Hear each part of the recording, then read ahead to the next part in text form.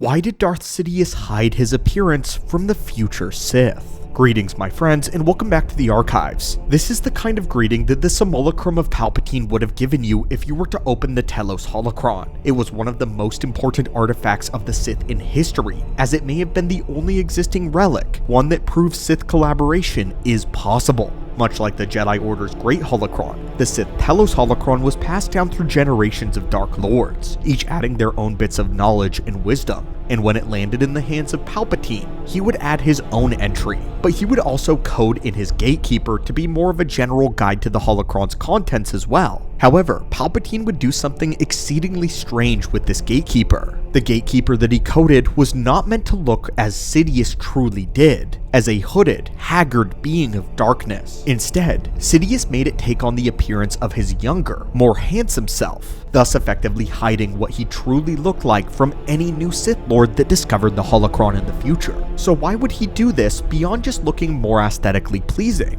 Well, Palpatine had a very important reason and why he chose the face of Palpatine instead of Sidious for his legacy. Why was Palpatine so obsessed with looking a certain way to future Sith? Darth Sidious has always had an interesting relationship with his own face. Growing up, he was always a nicely groomed, handsome man. He was well put together. Being part of an aristocratic, wealthy family of Naboo, he was always taught the benefits of looking his best. House Palpatine in particular had an obsession with keeping up appearances, but very quickly, young Chief Palpatine learned that by using one's looks in any capacity was a great way to get ahead.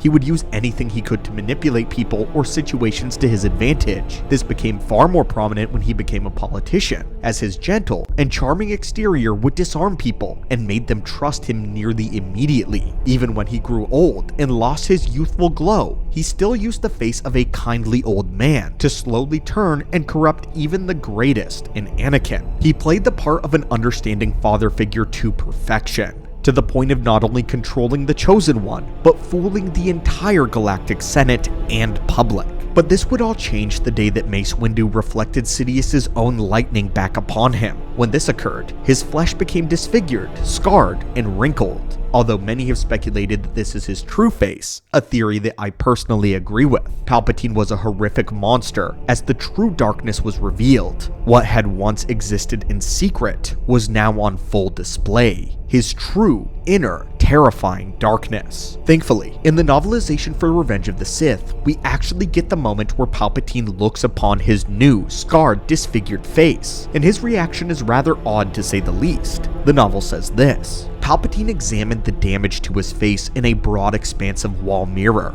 Anakin could not tell if his expression may be revulsion, or if he was merely the new shape of his features. Palpatine lifted one tentative hand to the misshapen horror that he now saw in the mirror. Then, he simply shrugged. And so the mask becomes the man. He sighed with a hint of philosophical melancholy. I shall miss the face of Palpatine, I think, but for our purpose, the face of Sidious will serve well. Yes, it will serve. Of course he misses the face. He won't be able to go out in public as he wishes, but Palpatine doesn't care much about his new appearance. He has absolutely no self-pity whatsoever, and in fact, chooses to take advantage of it. For the next step of his plan, his face was going to serve as an important role. Palpatine would use his scarred visage as proof of the Jedi's alleged treachery, and it aided in the rushed creation of the Galactic Empire and throwing out the Jedi. Here we see something that Palpatine is excellent as: the ability to use anything as a tool, even his own physicality if it suits his purposes. Palpatine's horribly misshapen, disfigured face only results in a fleeting moment of disappointment, and from that point forward, Palpatine never mentions it again. But even after the Empire was established and he locked himself away, Palpatine never cared much for what he looked like.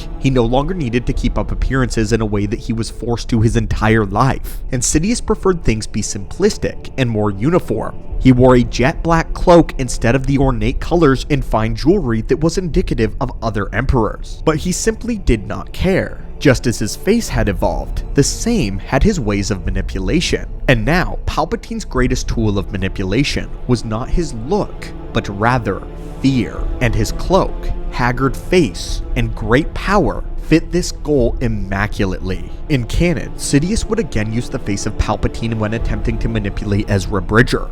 specifically when he was attempting to get to the world between worlds, again appearing to him as a kind and an old man in an angelic white robe, once again attempting to deceive a young Jedi by using trust. So even after becoming scarred, Sidious was not above using the face of Palpatine if it suited his purpose. Beneath all of it though, he was always his true self, a Sith. But back to the Holocron. If you were to access the Telos Holocron, somebody has already very certainly fallen to the dark side, or had evil intent in their heart. The Holocron is not going to yield its information unless the Seeker is deemed worthy of it. So what's the point of making the Gatekeeper the face of Palpatine and not Sidious? Well, fascinatingly enough, he tells us up front in the introduction to the Holocron. Palpatine says this about his face. Though you are wise beyond your years, I would not be dismayed if you do not recognize my simulacrum. You see, I have chosen to appear before you not as how I have come to be, but as I was long ago when I was young. A vanity perhaps, but I know from experience that a much older teacher, no matter how gifted, can appear antiquated or even obsolete, and I would be remiss to encourage you to believe I am or ever was your superior.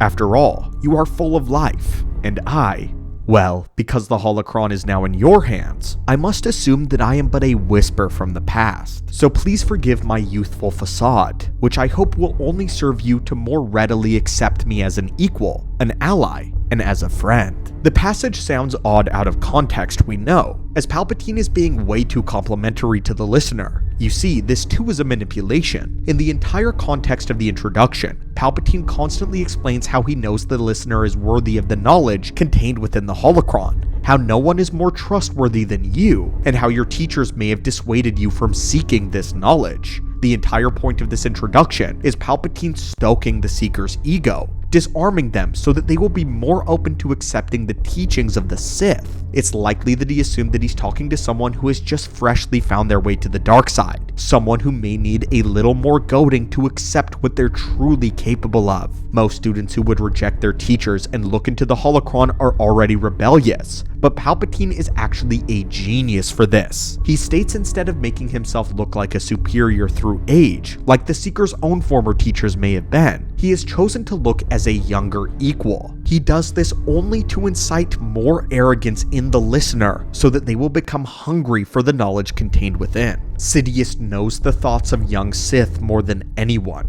He remembers how he felt when he was subjected under Plagueis' superiority complex, and he remembers how brash and rebellious Anakin was, and Maul and Dooku. All Sith students, especially former Jedi, have this malcontented streak within them which makes them reject people of an older generation. People like Yoda. Sidious wants the Seeker to open, to listen all the lessons contained so that they can grow into becoming a mature Sith, one who will accept the wisdom from their ancients later down the road. And he also wants to show that the Sith are beings who understand someone who knows that they are better and more powerful than the rest. The Sith Order is a perfect place for people who are misunderstood and feel as though they have a greater purpose. By already treating them as royalty from the beginning, it will prove to the Seeker that it is their heart's desire to become a Dark Lord, a Sith. And because of this, the face of a younger Palpatine is the one that Sidious chose. The face of a kind, innocent man with unspeakable darkness hidden within. In many ways, Palpatine's appearance is yet another trap of the Sith.